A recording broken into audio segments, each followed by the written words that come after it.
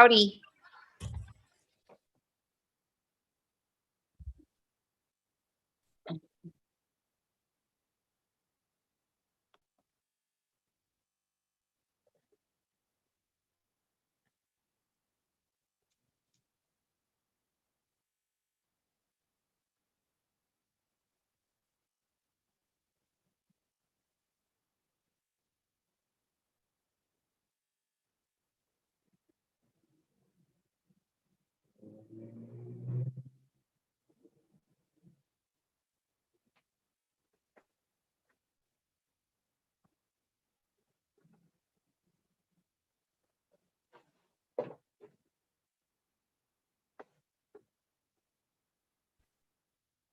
I'm hoping you could hear me.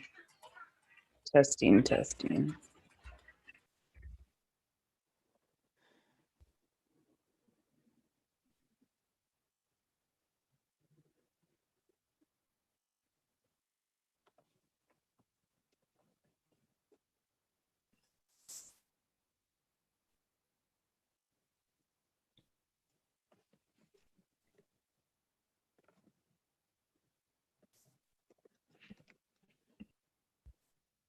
There. Now you can hear me. Yes? Hopefully. Hello? Hi. Hey. Hi. Welcome to ShopTalk. I'm your co-host, Frank Perry. Hey, this is Robert Bays. So today we're happy to have a conversation with Local 1000's current VP of Organizing and Representation, Miss Anica Walls. She's currently running to be re-elected to the position. Anica has been a member of Local 1000 since 2006 and a valuable steward for our members since 2007. When not out on union leave, she's a civil servant for the Department of Social Services in DLC 781 in Sacramento. So welcome to the show, Anica. Thank you. Thank you for having me. I appreciate the invite. Definitely. Awesome. Yes, we appreciate having you. And I want to jump in with our first question. We want to know, when was the first time you remember hearing the term job steward? Wow. Officially, I couldn't pinpoint a date actually. Job steward. Or representative, something. You know, a rep early in life. I mean, early in life, I kind of watched my family organize different things. My dad was an artist and a musician, and he organized many community events in Ventura County. My tia, which is an auntie in Spanish, she was organizing trips to Cuba when we were babies. So reps and organizing and defending rights, I knew of that very early in life. Like a job steward though, my first encounter with like me saying, wait a second, shouldn't somebody be here, was at my first job out of college when I was basically like a social services worker for Head Start in the Mission District in San Francisco. And so they were doing like some reorging, and there was like a total of, at that time, maybe 10 different centers throughout the Mission District and kind of Bernal Heights and different little areas in San Francisco. And so the work distribution was kind of out of whack, depending on your center and depending on how many kids and all of that stuff. And so that was the first time where I was like, wait a second, there should be someone here kind of that we should be talking to with this reorg. Shouldn't we have, isn't there a union? Who's the union here? Right. So that was, but I kind of already knew that I had that go-to. I knew someone should have been there. Like there was that feeling that, you know, our rights as workers right now feel like they're being violated. What's going on here? So anyway, long story, but yeah. Yeah, no. That's perfect. That's perfect. So was there someone there when you... So No. you're in a situation, you thought someone should be there, but no one was there. Was that because you didn't have a union, or did you have a union, just no job stewards? Or yeah, it turns out that there was a union connected to, I worked out of Mission Neighborhood Centers in the Mission District. And so it turned out that the center itself, because it had various programs, different social services for seniors, kids, I mean, people of all ages, Still there today. It's a pretty awesome org, actually. But there was a union connected to it. I just wasn't connected to that. We didn't have job stewards. It wasn't widely publicized, right? It was it was kind of a small little org. So, to bring somebody in, it wasn't necessary because issues were kind of handled. There weren't really kind of big ticket issues. This was one of the programs that ran, like I said, throughout different parts of the city. So when that happens, right, you have different workers doing the same things in different areas. And so when people start talking, right, people talk, like it's in our nature. And so given that it was kind of a small org, we all knew each other. We had meetings every Friday, right? So that's how stuff started coming out. And we were like, wait a second. So you thought a job steward should be there. There was a union, but there wasn't a job steward. So then what happened? I reached out. I found out who the union was, reached out and said, hey, we need somebody. They sent somebody over. We started having meetings. They kind of did, do what they could when it came to that work distribution and all of the centers. Honestly, I couldn't tell you if it stuck around much longer. Shortly thereafter is when I transitioned to the state. And so, I never kind of kept up. Actually, I lied because I actually asked my uncle, who recently retired from the same org. And so he had, because I swore it was SEIU, and he told me that it was not. So yeah, I did ask later on, like, hey, you remember that time when I brought in who was that? And I forget now who he said, but it was an SEIU like I had originally thought. Because we were connected to downtown Head Start, right? So it was that bigger Head Start organization. We just funneled their program through our center. Oh, okay. Yeah. That's awesome. It was super interesting work, actually. So then you went to the state, you said shortly thereafter. Did you know it was a union job going in? I didn't. No, I didn't. I really went because my insurance was going to the insurance package at the nonprofit was not good. And I was going to be a mommy. And my mother-in-law was, I think she's always been with EDD. So she was an EDD employee at that time in Sacramento. And so she had kind of, she was recommending jobs anyway. And naturally, because she was a state employee, she was pushing some state positions my way. And so I ended up applying for that disability analyst position in Oakland is where I started, out of the state building in Oakland down in 2006. And so I didn't know it was a state union job. But it was a very similar situation to my last one, right? I came in, it was a super intense, we do Social Security disability. So it's like the feds contract us out for half the price. And we actually do the medical determinations. Okay. And so it's cutthroat. You got caseloads, you got to, get these determinations out, federal monies are tied to it if they're allowances, so they're highly scrutinized. And so it was a pretty cutthroat training. There was 18 of us who started, and I think only like 6 of us lasted. And a year into it, I signed up right away because, like I said, workers' rights, I kind of knew I was going to, joining the union was a no-brainer, right? Especially the situation I had just had. So that was easy. Yeah, I was going to say, I noticed that Frank, earlier when he introduced you, said that you've been a member since 2006. And you said this job was in 2006. So you became a member pretty quickly. Immediately. Yeah. So you didn't know it was a union job, but somehow you became a member really quick. Who told you about it, or how did you find out it was a union job? How did you get the application to send it in and all that? So like I was explaining, similar situation. I started seeing kind of, wait a second. I knew it was a union. I found out real quick it was a union job. I want to say we had somebody who was kind of just there. They would come to the building, right? So as soon as it's also a part of your, what do you call, all of your training, right? You get that 20 minutes. I got that 20 minutes signed up. So that was when I signed up. But they were never around though. right? Like it was the sign up and I was going through the training. I noticed some like, wait a second, people are getting Post-it notes on their computer saying you're next. I'm noticing demotions are happening. And I'm like, didn't I sign some paperwork for a union? Like what's going on here?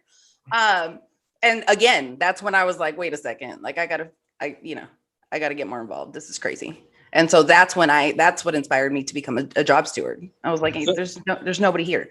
So who did you reach out to first get really involved and tell us that experience and eventually becoming a steward? I was super, super fortunate because the organizer at the time for the building. So once you made that connection, the person that they sent out, her name was Faith Santia. I think she still does a lot of stuff down south. I'm not sure if it's still with the unions itself, but I was really lucky to get her as an organizer. She was like super gung ho. She had energy. She was all about kind of right that like, oh no, that they're not going to do that to you. That's not, oh, this is a violation here. Like she was ready for the representation. She was ready for the organizing. She was ready to go. And so it was real easy to connect with her because I have a similar type of energy. So if anything, she kind of ignited my fire. And that's kind of where it all kind of got going for me. She kind of got me to be like, hey, you're already like, it's in you in conversations, like, why aren't you doing this? Like, why aren't you a steward? So for me, it was the 2-day. I went through the 2-day in Oakland and I was hitting the ground running. Cause like I said, there were already a load of violations that were happening long before I actually became a steward. Wow. So yeah, you kind of experienced a little bit of it growing up. You were in this job in San Francisco, needing, union representation. You go to the state, not knowing it's a union job, but quickly getting involved in becoming a steward. So what does the word union mean to you? Rather than giving you a description, for me, it's in the experience, right? It's in kind of the way that I experienced unions. And so I'll give you kind of my description like that, because I feel like that's where I want us to get back to, right? I feel like a union is like a second family.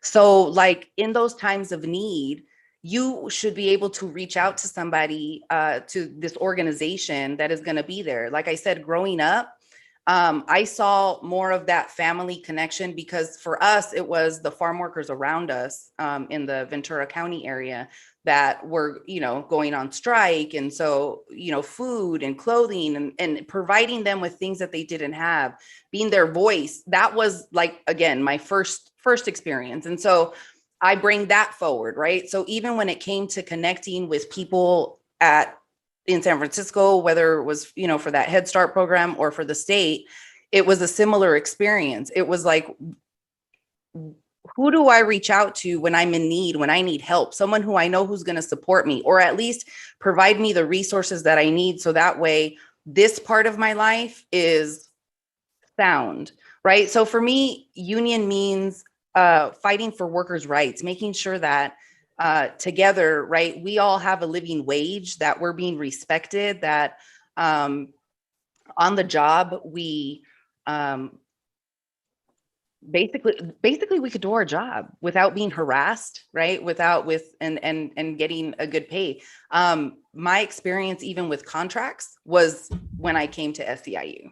So I didn't even really I didn't really know what that contract was in the last, with that San Francisco job. I wasn't really for me, again, it wasn't about like the contract, or I guess back then it was trying to unionize. So it was, but again, it was more about those different laws, those different those different areas that you're trying to make better in your workplace. Not necessarily about that book of law that would protect you.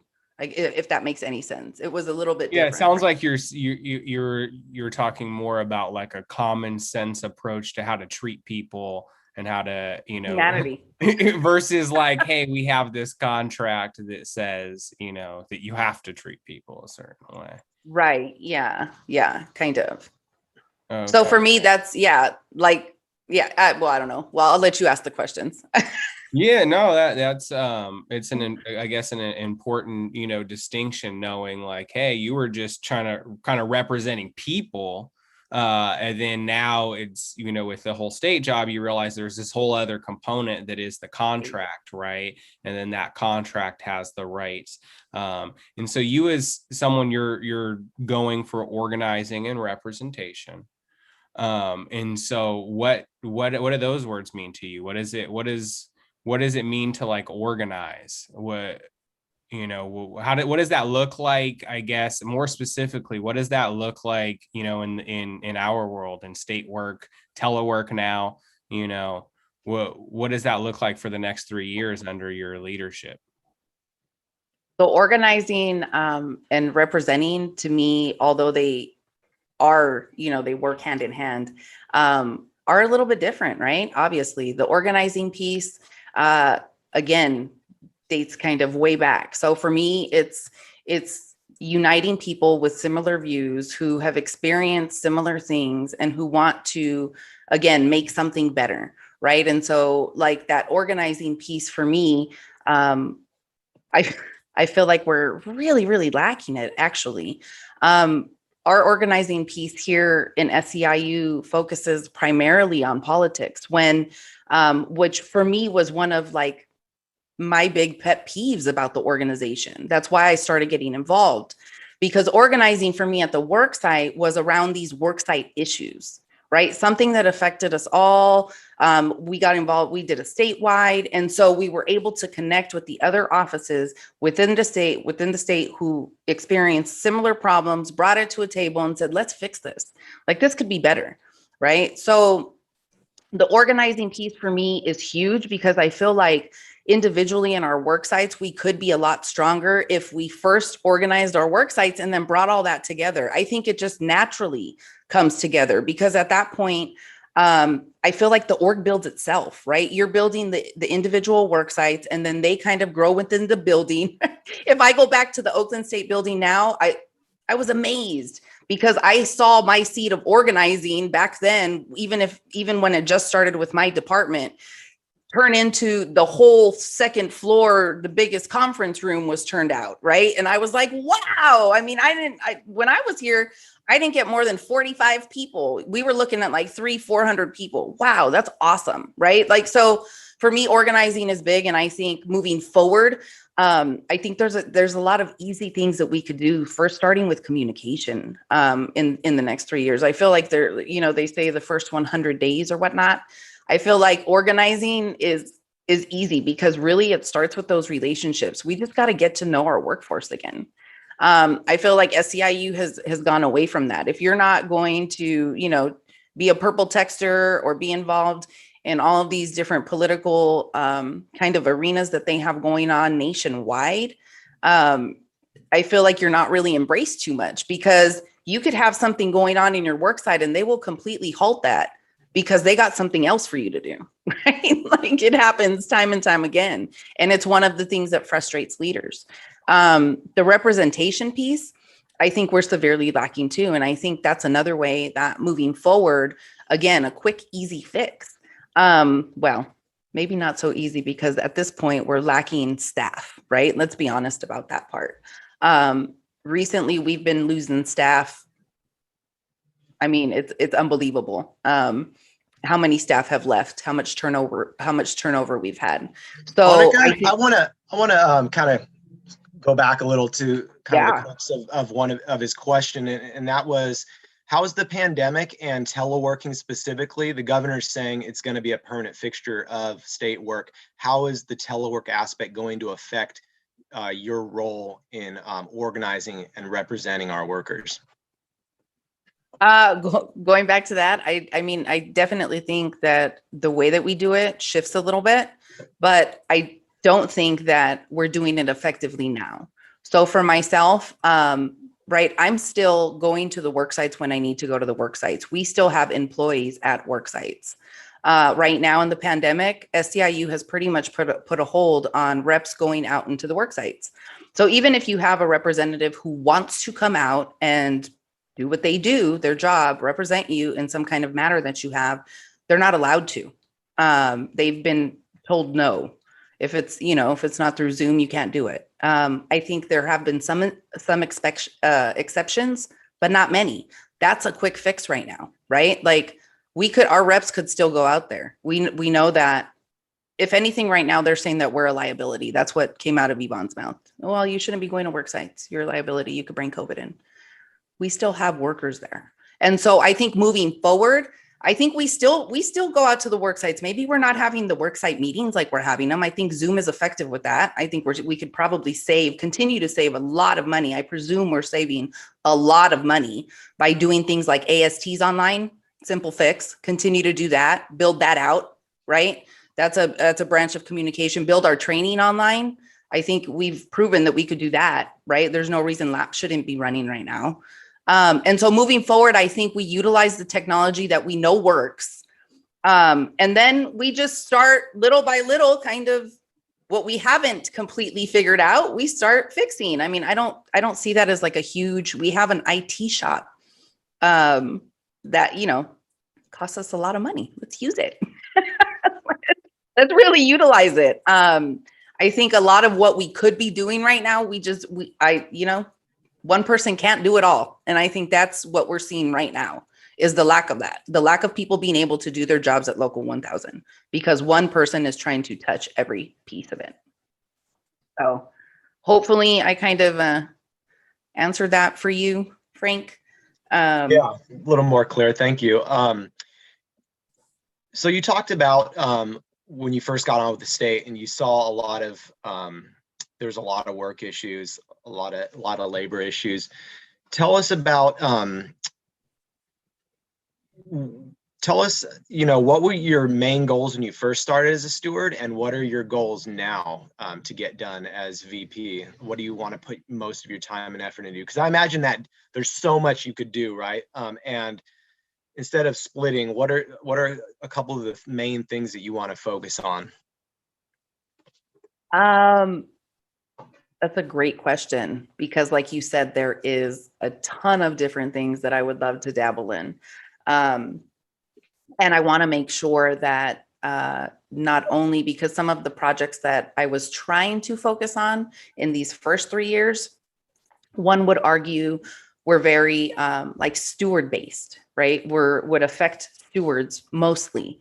And although I would argue that building up stewards in essence, right, would then funnel down and build up the work site and engage people. I do also want to focus on things that will directly affect members so that we do engage membership as well in a way where they want to come in, right? They want to come back into the union.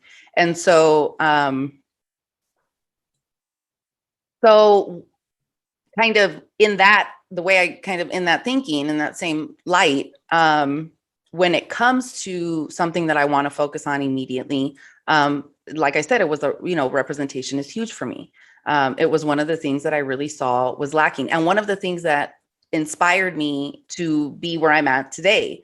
I was one of the stewards who did a lot of representation. And so when I was having the steward to check on cases and because my people who were filing grievances weren't getting responses on timelines and I'm having to call the supervisor because the reps aren't calling me back, right? And so now I'm getting to know Tracy Peak real well, what's going on with these cases.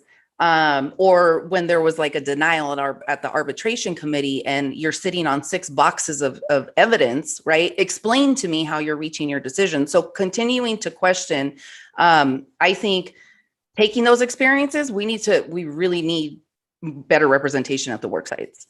I like the old model. I don't know if you guys remember where there was like an organizer who was kind of, with the DLC and there was a rep. And so they kind of got to know that the work sites in their area pretty well. That in my opinion, really benefited us members because when, the work sites have similar situations, they're like ebbs and flows of the same stuff. Right. And so if you know the issues, I mean, that right there, I could think of a fix, right? Or not a fix, but something that we could use moving forward. I always asked, why aren't we putting together binders of things that we continuously see going on? Why aren't we really tracking these grievances in a way to where, okay, you've already done this, this, and this. You know how that works. Let's not start at step one when somebody's experiencing a similar situation. Don't expect them to come and explain to you all the way what these acronyms mean, when you should be able to go to a binder and say, this is what, take a little read section, do your homework, right? It shouldn't be, members shouldn't have to feel, in my opinion, like,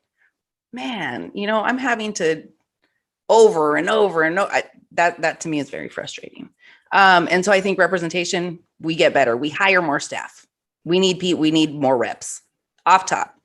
I think another thing that we could immediately do for members is we kind of reform our MRC, our member resource center.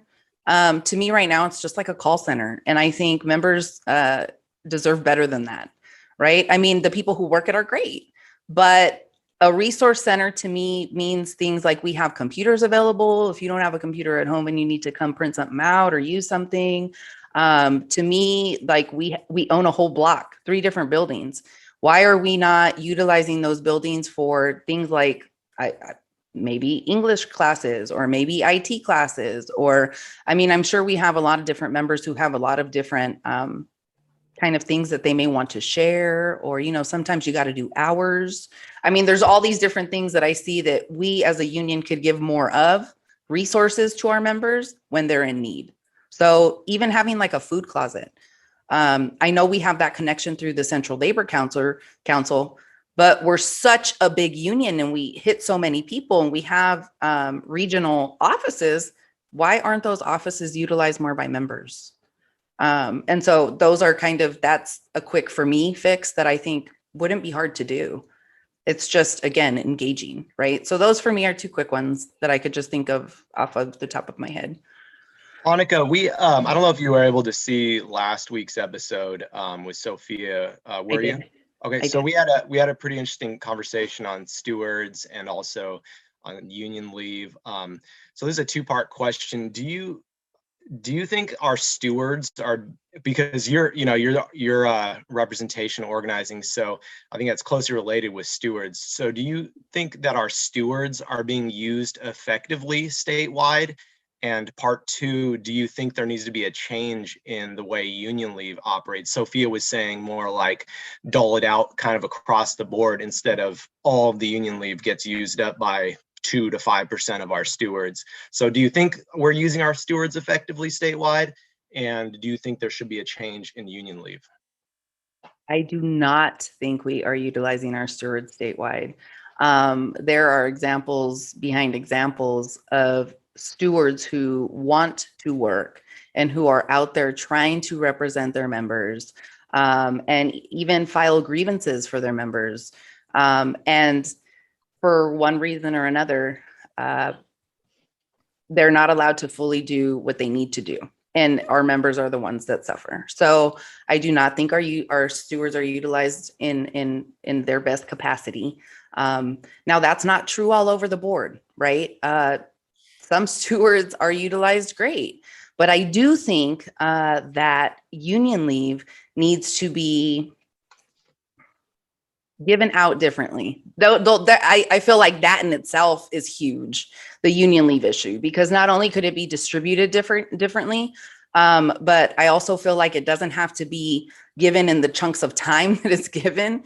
Some people have been on union leave for like 5+ years, right? And that's lowballing it, because there's some who have been on 10, 15 years, which is crazy. To me, kind of, especially if you're an e-board member, you need to have a connection to the work site and to the people you represent. And so you being off on full-time union leave forever, working on different campaigns that have nothing to do with your work sites, you're not doing your members kind of any justice, in my opinion. And so I would like to see kind of those, like a leadership type of, again, the union leave doled out differently. So like an example of that would be for like people on an e-board. Maybe you're coming off 1 week a quarter to work on, I don't know, maybe it's organizing, maybe you're out there touching your buildings and having meetings in some of the buildings that you don't get to see often, or maybe they don't have that many problems coming out of those buildings, but you're still connecting to them. Maybe it's a time where you're training new stewards and you have kind of a shadowing thing going on, but that happening on a more kind of regularly smaller time frame to where you could kind of come out, get something, and then you go practice that, right? You go practice what that training was, or whatever it was that you're trying to do, whether it's, there's different type of things to organize around in different areas. And so I also think that that's the time where you as an e-board get to do kind of some, there's always internal e-board stuff that happens. And so that could also be a time where those kinds of, I don't want to say relationships would be built, but that bonding time that I think e-boards kind of need to have as well. Or a health safety committee. Well, perhaps, right? Yeah, exactly. I mean, there's even that, right? I would imagine that once we start engaging, more people are going to want to get involved. I realize the frustrations that are out there. I hear them all the time, and it really, really frustrates me when I go and try and have a what I would call a real conversation with Yvonne, and she's kind of just blowing me off, right? But it always surprises me how real the experiences that people have are not all positive with the union. There's more negative than positives out there, in my opinion, right now. And I always, tell people, I hope that we could do good enough to win you back, because I feel like that's our challenge right now. Like, we haven't shown up, right? I go into offices all the time that say, I haven't seen my union in, I think the latest one was 8 years. So that's not okay when you're having out of class issues, right? If you have an out of class issue, you should have already seen a rep, especially when you could tell me in 10 minutes, like, name for me 6 individuals that you have left a message for and or gotten let me call you back, and then not gotten a call back. That's egregious. That's not okay. So recently you heard someone say 8 years, right? Yep. You've been the organizing and representation VP for 3 years. So what responsibility of that falls on your shoulders? And you could say none, because we all know the struggles, but like, in your estimation, what role have you had in this? What the current state of our union, what percentage of it falls on you, if any? I'm kind of one of I would say one of my downfalls is that I will here, accept probably more blame than I should. And the reason for that is because I am in one of these leadership positions, and no matter what I've been unable to do because of politics or because of people stopping me, people still see me as somebody who should be able to help, or who should have sent somebody, or who, right? Like, I'm still somebody who's going to get that blame anyway. And I got to eat that. I got to take it. It's a part of being in this role. And at least I feel it is. Right. I think that ultimately, realistically, I tried. I tried. Go ahead. No, I was gonna say, I guess that's kind of more the lead to the next question, which is, if you get not elected again, and say, you're running with Sophia, I don't think that that's a mystery. So say she doesn't win, say Yvonne wins again, and you're elected for 3 more years. So at the end of 6 years, is it still, what responsibility would you have played in being in this role for 6 years? What should members expect from you out of 6 years? So honestly, those people who have worked with me and who have engaged with me, I think know that the work ethic has been there. I have actually been challenging Yvonne to let me, that's how we got stopped, to be 100% honest, right? We were starting to go out to these work sites. And I don't know if you remember, in the B, she called it a victory lap. Well, I don't, maybe that was a little bit of deflection, because that's what you guys did when you got elected. But we were trying to respond to people who had told us, that entire time, if you think about it, I was started my campaigning back in 2015. So since 2015, we had been hearing, and I had been experiencing at my work site, because if I wasn't a steward, we weren't seeing the union come in all the time, right? It was me bringing in the union. And so since 2015, hearing these stories and saying, we got to do better, right? Then I get in. And it's like, let me go. Let me reach out to these people. Let me get to these offices. And the offices that I got to were really, really happy. I mean, how often can one of our union members, I don't know, pick a place, say that they've seen a statewide officer come to their office? Prior to me, I want to say even in my 12 years, it happened one time. And technically she didn't come to our office. She went to go eat some barbecue in downtown Oakland. We had to go to her, right? So it still wasn't a statewide officer coming to your spot and saying, hey, tell me what's wrong. Tell me how I could help you fix this. Are you connected to?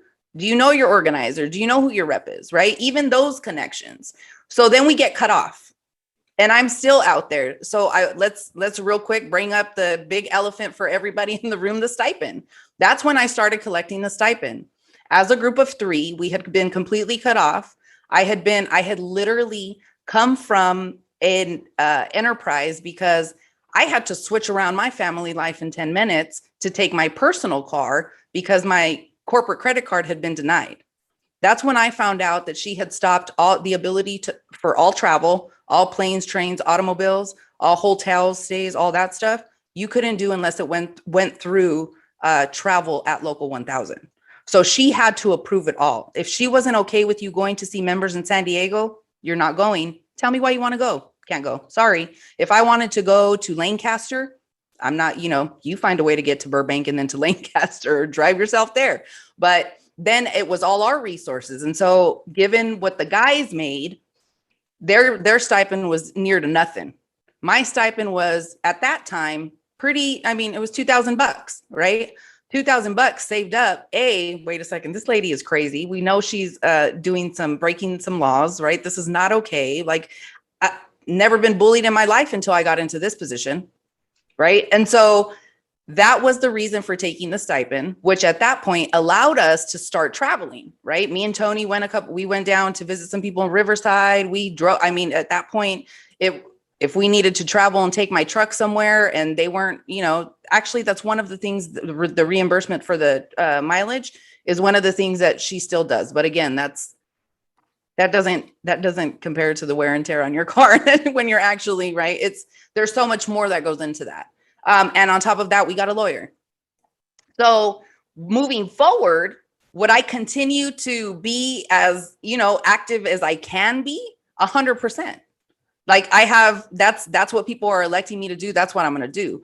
However, if one of these other individuals get in, honestly, I feel like I could work with anybody, right? I sat there and told the chairs that in chairs meetings, like, let me help you. Organizing and rep should be working with you bargaining chairs. We should be working hand in hand to make these organizing kind of little bubbles stronger when we're bargaining, right? Wouldn't let me, no input, no nothing. Was I still at those meetings? Yes. Could people still expect me to be there and to continue to work hard? Yes.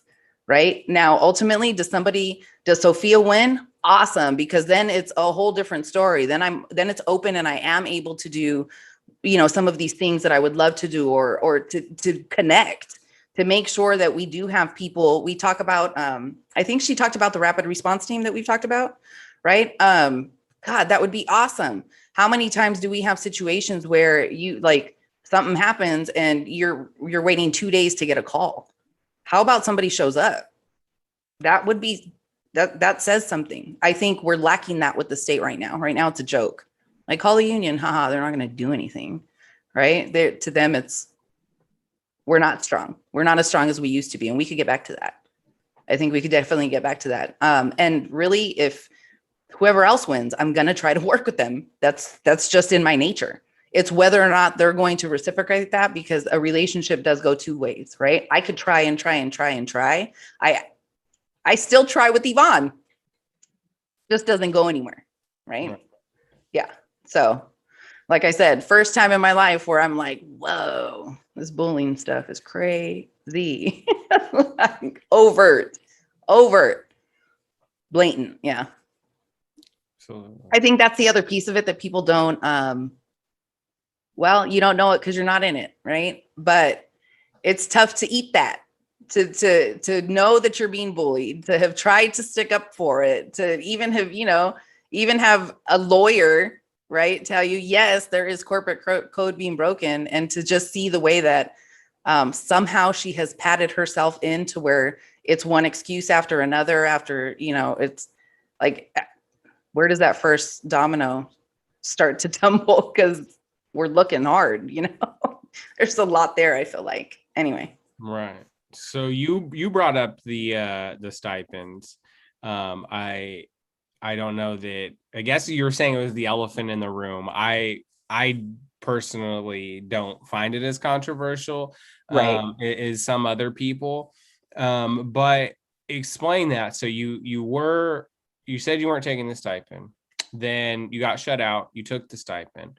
What is the message going forward? Is it, hey, if Sophia gets in and she lets me, or whoever wins lets me do my job, then I don't want the stipend. But if Yvonne wins again, then keep giving me the stipend so I can keep trying to do this work on the side that you've been doing? Or what is your stance or messaging on the stipend going forward? So my personal view of the stipend is that it's not really necessary, right? The way that we have, or when things, I guess, are working the way they should, it's actually a question that I posed to Yvonne. If your travel's being covered, if your meals and board are being covered, if you're getting your per diem, your mileage, all that stuff, like, why do you need a stipend? So personally, that's how I feel. I do think that it should have been something that the members ultimately voted on. So how that works moving forward, like whether or not, because we don't know who's going to get in, and there are different people who feel different ways about the stipend. But I don't think it's necessarily something that you need to do if you're able to do the job that you were elected to do, right? I mean, there are reasons that you would need to up and catch a flight to San Diego, or right up to somewhere else. There's reasons for it. And so I think that as long as all of everything is being covered, it's a position you're stepping into. Now, yeah, I think that's kind of the simplest, because the second part of, like I said, if it is out there, then I really think the member should have it comes from membership dues, right? So I think they should have a say.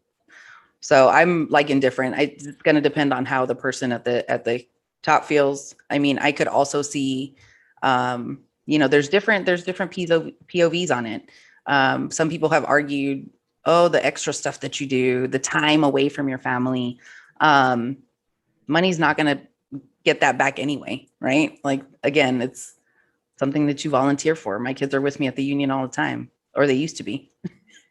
Anica, I wasn't sure how much we were going to talk about this, but you're the one who kind of started talking about it. A lot of people have heard what's been going on with the VPs being locked out of their positions, and I think people have various understandings of what that means or what that is, depending on the rumors of things they've heard. How much of your job have you been stopped from doing? Half of your job, 90% of your job? Like, if you could put a number on it, because this isn't really talked about out in the open too much. It's just talked about everywhere else. And just to get a sense of how much you're being held back, what would you say that is? Probably at least 90%. Yeah. Wow. At least 90%.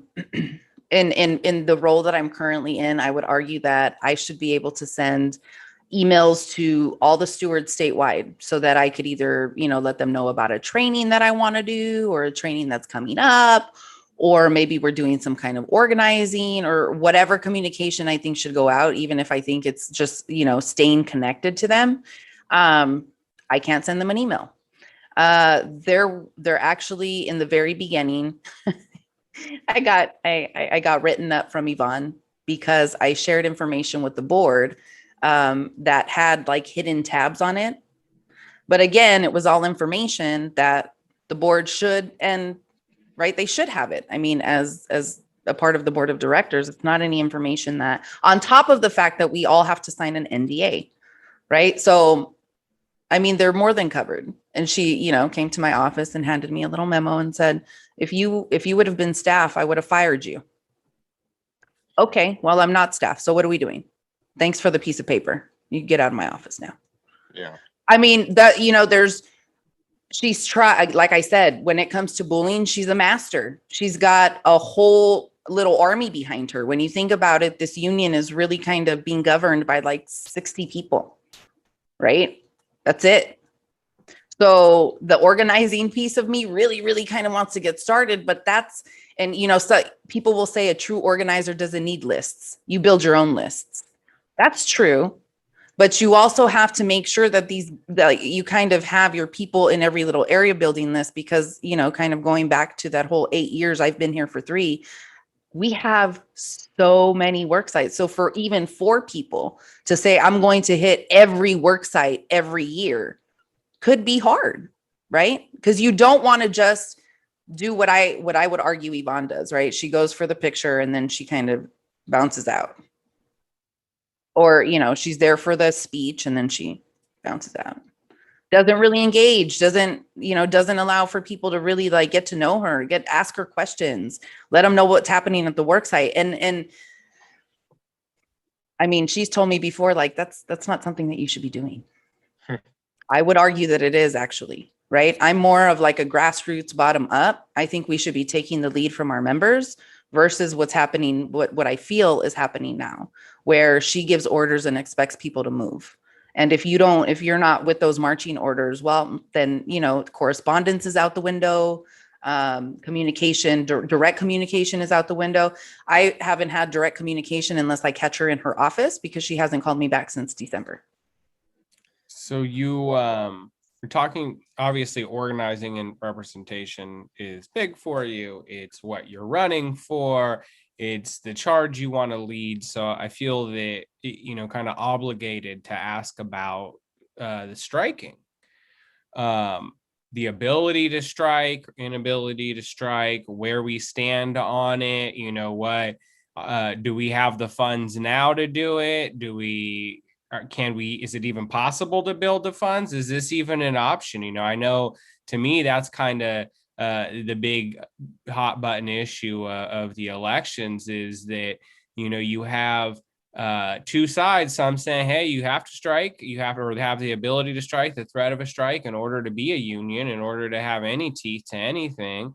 Right. Another side saying, no, striking is irresponsible. We don't have enough money to do it. Even if we wanted to, we don't have enough people. We don't have like our organizing's not good enough to pull it off. Like, so give us the rundown on how you see striking in relation to us in the state and all that. Give us a rundown. So honestly, my recent most understanding is that a lot of contracts do have this no strike clause. In my heart of hearts, right, going back to what feels right, I don't like it. I think that we do lose power with that no strike clause in our contract. But I also think that I was talking about building the work site, the power at the work sites, and kind of having that balance of power with the state, kind of, not look like a harmonious friendship where the management is not afraid of SEIU, but kind of having more of a relationship where management knows that if workers' rights are being violated, the union's going to show up. I think that then gives the thought of a potential strike, if we are in some kind of impasse, way more power, right? So if already we're showing power at the work sites, then I think that the threat of striking, if we happen to hit that impasse, is way more believable, right? I think the last time that it happened, I'm not sure if I'm getting getting kind of too much in the weeds with it. But the last time that they put the vote out to strike because of the ULP, the ULP that had been filed, and the state not kind of doing what they needed to do, right? I'm not sure that even people really fully understood why we were going on strike then. And so I do think that, should we have the ability to strike? I mean, I would love it. I think that that's really what gives us power, but I don't realistically see that coming out of our like that's going to be a tough one to get out. Yeah, just the way that I see bargaining, the way that I witnessed bargaining happening this last go round, like actually being involved, and even that I think that we could do differently. But even then, I think there's a lot of other things that we fight for first, before something, before that no strike clause. Even though, like I said, I don't like it. I really don't. Well, I mean, and that's only during the contract, right? Once the contract's over, you can strike. So I guess talk more about like, even if we didn't say we had no strike clause and we could strike today, would it even be a responsible thing to do for our organization, for our members? Like, do we have, like I said, do we have the people and the money there yet, or how are we going to get there? Because I know that there's at least one candidate bargaining hard on striking. And so I guess it's like, where do you see, our even ability to do that? Like, I guess there's the ability, and whether we could we afford it? Do we even have the people? Is that even realistic? Or is that just, campaign fodder, I guess? In my eyes, as right now, no, it would be irresponsible and unrealistic. I don't think that we have the people behind us that we need, right? I mean, in my opinion, given that we represent over 100,000 people, roughly 120, you would want you you would want to see these parties that we have downtown. There should be 15, 20, 30,000 people there, right? Like, I mean, you could start even that little. So I think when you're looking at it like that, we don't have the engagement that we need to be taken seriously. And like you alluded to, right, we don't have a strike fund. Not that I know of, at least I haven't seen it in the budget, right? And so I think I don't remember when that happened or when that switch turned off, because I know at some point there was some money that was being set aside that I haven't heard about again in for a long time. But do I think that it's responsible for us to be setting aside money for a possible strike? Like I said, yes, I definitely do. I mean, but I also think that there are other things that kind of playing off of what I said before, right? There's other ways that we could also be helping. So like, say we do get into that kind of a situation, well, then we would also have like this food closet so that people could maybe come get groceries. Or then maybe we also are utilizing like a clothing closet to where if people are going on some interview, they could come and get an outfit, like a nice, suit jacket or something. We have to be able to provide these additional resources to members as well, because we're never going to just be able to have them sustain how they're sustaining now. If we ask them to strike, that's, it takes a lot of money. Like there's a lot of us that make a lot of money. So right now to do that, or the threat of that, I think is unrealistic right now. Is it something that we can build up to? I would love to have that kind of power, right? Because then that also means that we have that much more power at the bargaining table to win like all kinds of other stuff. Because with that kind of power coming, in my opinion, that's awesome. If all of a sudden, like you as an organization, your membership trusts you and believes in you to where you have an immediate 50,000 responding to something that you're trying to push. Well, let's do politics like that instead of forcing it down people's throats, right? Like we do now. I think there's just a serious imbalance in the things that we expect of our members, and then the things that we lack on for them. So right? Anica, kind of in conclusion here, if you could answer as concise as you can. You talked about earlier the lack of support among a lot of people that the union covers, and a lot of members being disaffected by what's been going on. How do we win members back? What actions does the union leadership take to win our members back and their trust? I think it starts with communication. I think it starts with the engagement again. I think there's no reason why we shouldn't be engaging with our members over state email. I'm not saying that we organize over state email, but I think because state employees have to check their email every day, that's one of the ways that we could just engage with them and make sure that we stay connected. I remember when I first became a steward, I was getting those emails at work like 3-4 times a month. That's not horrible, but it let me know about the different things that were happening, whether that was an event at the field office or, maybe it was something political, or even an invitation to DLC meetings were more regularly kind of received. And so, yeah, I feel like there are so many areas where we can simply just let people know that we are here for you, right? We're going to send out reps. We're going to respond, that quick response team. And I think we kind of just need to re-engage again, in my opinion. We're here for you. We're going to show up when you need us. And, even if it's just, we're going to respond when it comes to those calls. To me, it's simple. I mean, I don't know. It's kind of hard for me to describe because for me, it's just second nature, right? Just treat people like humans and make sure that they know that you got their back, because that's kind of what you should do, right? You should come in and be my voice. If I don't feel like I could be the voice right now, come fight for me. Show me that you're in for the fight.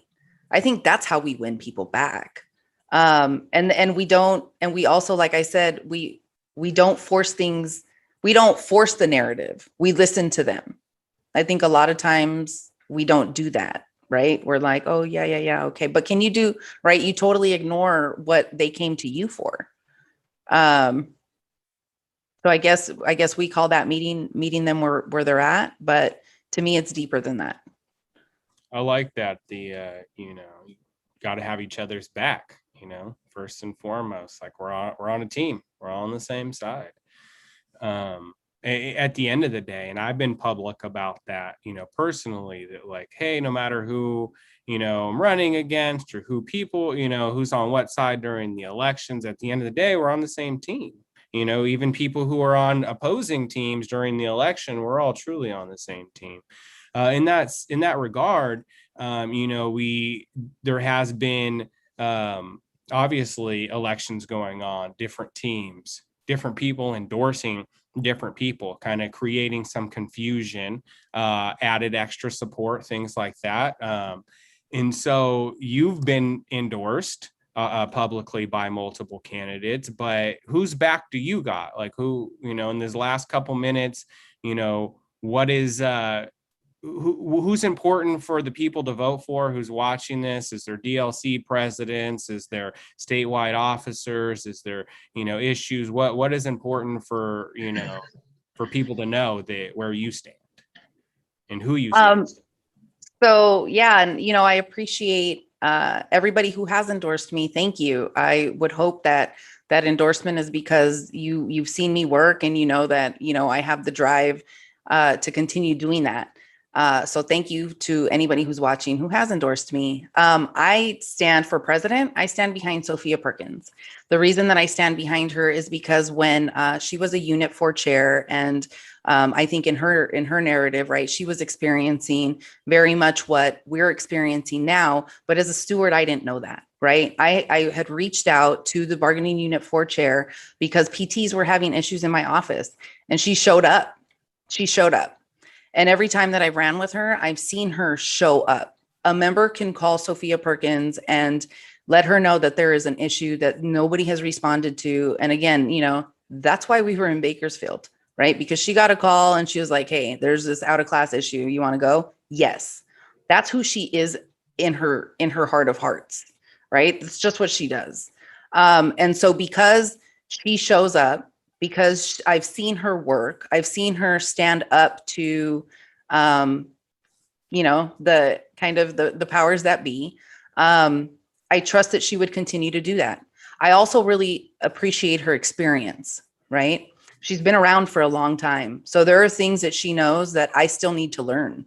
And that I think will be valuable moving forward. There's also relationships that she has that she's been able to kind of, build over the years that I think will be important moving forward. So I 100% think that she is the best candidate moving forward. For bargaining, I'm actually endorsing Kevin Menninger. Him and I have been running together since 2015. So I feel like I know Kevin. I know that, he gets out there to work too. I know that, he's always willing to kind of engage and continue to participate, even like in his position as secretary treasurer. Like, I didn't have to question that he was going to come out and do some organizing thing with me. And it wasn't just because, oh, that's a fun event. It was rarely about that. It was more because he too, right, wanted to engage with membership, get out there and make sure that we were visible to our members. And so to me, that's important. And we've worked together well. I think working together as a team. And so I'll just bring in David Jimenez. I've known David Jimenez for a long time. He also works for Disability Determination Services. And again, another workhorse. He sat on the statewide JLMC with me. I've seen him, he's very well spoken. He has a degree in finance. He's a smart cat. And he's not willing, or he's not afraid to tell people about when workers' rights are being violated. Real good at putting stuff together. He's out there. I don't see him just sticking to that secretary treasurer position, even though there's going to be a lot to do, right, in our own individual things. I think working as a team is super important. We have to be able to almost finish each other's sentences. So that way, things are getting done. And I feel like this team, there were other individuals that could have come out of this team, but the team as a whole works together really well. Has a lot of the same types of visions, wants to see the same types of things happen in the union, and really wants to put the focus back on members versus politics, right? Rebalance kind of what we do as a union and how we show up to people. And so for that reason, I would invite people to go to our website, unitelocal1000.com, and there's more information, but that's the team that I'm going with. But I do, obviously, there's, like I said, our team even there's a lot of people who have made us shine, right? And I feel like you said, there's other people running who I think if elected could do a good job. But that's why I'm encouraging people to vote, right? If you trust me, you would go with the people that I'm endorsing as well. But I always encourage people to do their homework. Do your homework. Ask questions. Some things are more important for others than for myself.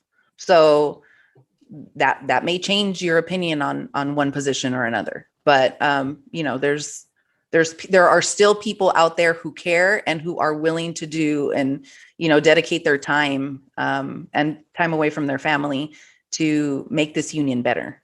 And I think people should really kind of explore that.